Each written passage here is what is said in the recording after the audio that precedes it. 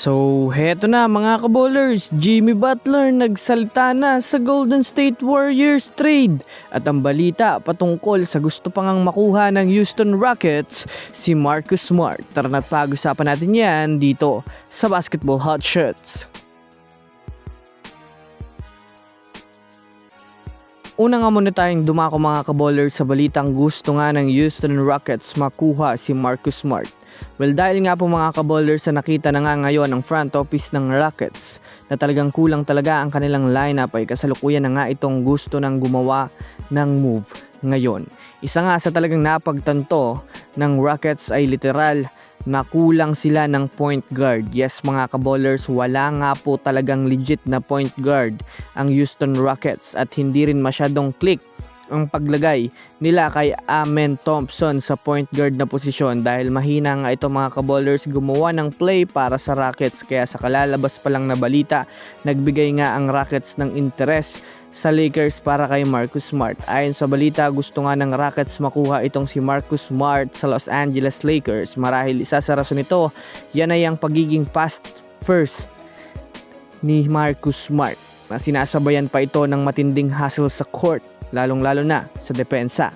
Malaki nga ang nakikitang potential ng Rockets na maaaring bumagay ito si Marcus Smart itandem kay Durant at Alperen Sengun.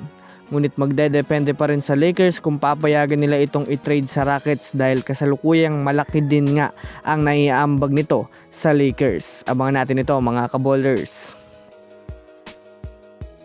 Samantala, pumunta naman tayo sa balita patungkol sa sinabi ni Jimmy Butler sa trade na pumapalibot sa kanya ngayon. Well, alam naman nga po natin na palaisipan para sa buong Warriors team ang pananatili nito ni Jimmy Butler. Marahil isa sa dahilan nito mga kabowlers, yan ay ang pagkakaroon ng Warriors ng trade talks patungkol dito. Maaari nga siyang gamitin ng Warriors team bilang pang trade sa kanilang mga tina-target na superstar. Napabalita rin nga po kahapon na willing na ngayon ng Warriors na isurrender itong si Butler kapalit ng isang magaling na star player na maaaring magamit nila next season.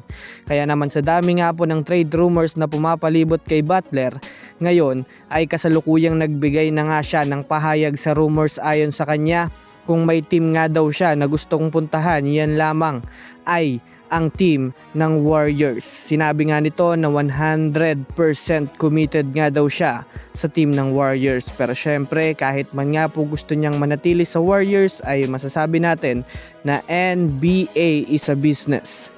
Sa ayaw at sa gusto niya kapag nagdesisyon nga po ang management na i-trade siya, well, wala siyang magagawa mga kabowlers. So yun lamang mga kabowlers, yan lang muna ang ating pag-uusapan sa ngayon. Pindutin na ang subscribe and hit nyo na rin ang notification bell para sa mga susunod na updates sa mundo ng basketball. Again, this is Basketball Hot Shots. Thanks for watching.